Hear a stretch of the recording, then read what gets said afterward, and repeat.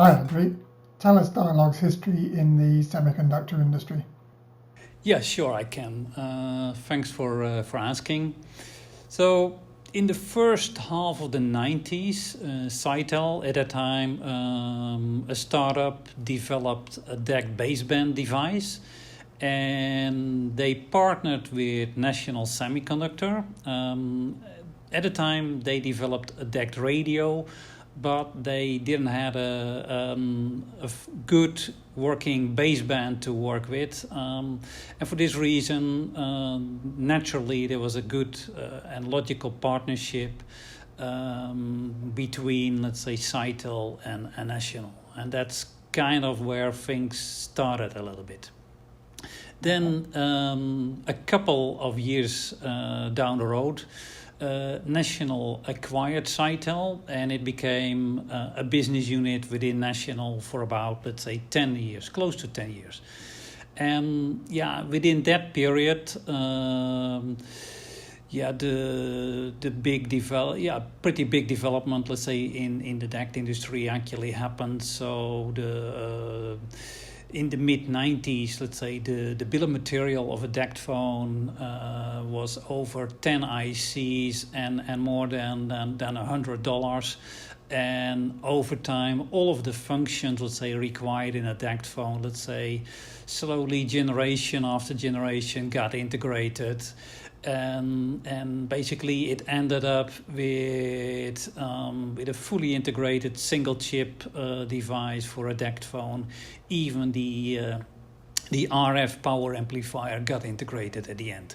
And pretty much if you compare it, let's say, versus the early days, the bill of material was reduced, let's say, 10x, let's say, from over $100 down to sub $10. And then it was based on a single chip at pretty much a single dollar-ish level.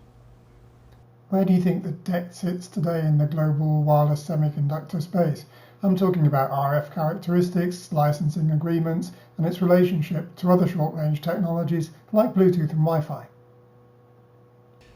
Yeah, so DECT is, of course, a mature wireless technology, but it still has, let's say, a pretty unique position because of its license band, which is pretty unique indeed. Because, let's say, it's a band without, let's say, interference. If you compare it with the other short-range wireless technologies, it has a link budget over 120 dB, which is also pretty unique. So it has, let's say, it has the band, it has, let's say, really good link budgets, and it's still a superior technology today for voice and wireless audio applications in that sense. And I believe that is one of the reasons why there's an uptake of the technology into PMSE and other professional audio applications. Yeah, especially the band is great. Perhaps you could explain whether this was why Renesas acquired Dialog Semiconductor. Yeah, so Dialog was a good complementary fit to Renesas when it comes to the portfolio in terms of power management, which was an important, let's say, area for Dialog, and a wireless connectivity within our group. So the acquisition brought, let's say, Bluetooth Low Energy, low power Wi-Fi, DECT, and 2.4 gig expertise to Renesas to mention the connectivity side of things. So really good match, in fact.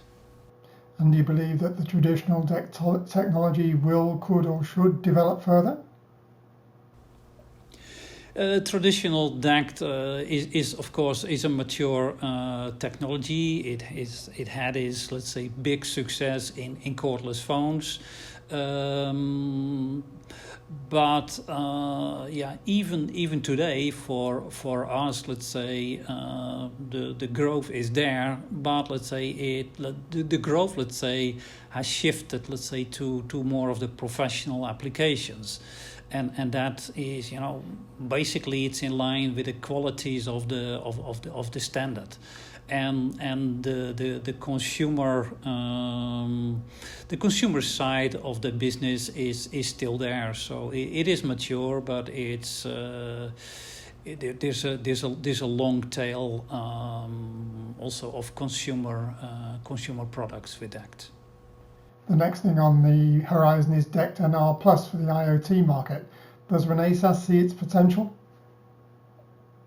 Yeah, we do see the potential of NR Plus in the various markets, but of course, to make it successful, we need to meet the requirements of the end markets and the customers, and also get, let's say, the commitment and the buy-in, let's say, of those potential customers to build successful business cases.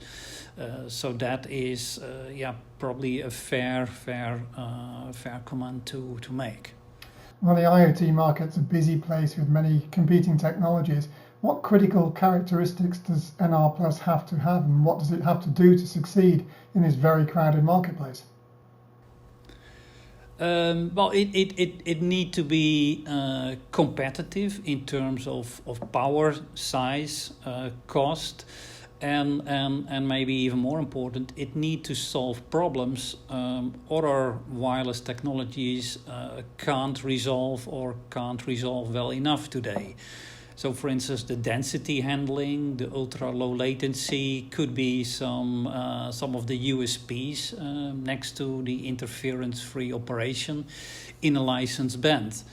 And of course it needs the adoption by many companies, seeing a value in adding another wireless technology next to the technologies they potentially have in house already today.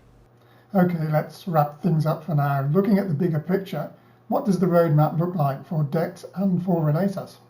Yeah, so Dect is still an important technology for Renesas, and we have been invested, let's say, heavily over the years in Dect. Let's say I first mentioned the integration from a 10-chip level down to a single chip, but we still invest, and in the recent years we brought, let's say, Dect Evolution to market with multi-level modulation, and this is where we still see a growth, let's say, in professional applications. And then going forward, NR Plus is an interesting option to expand the portfolio with new markets like industrial IoT.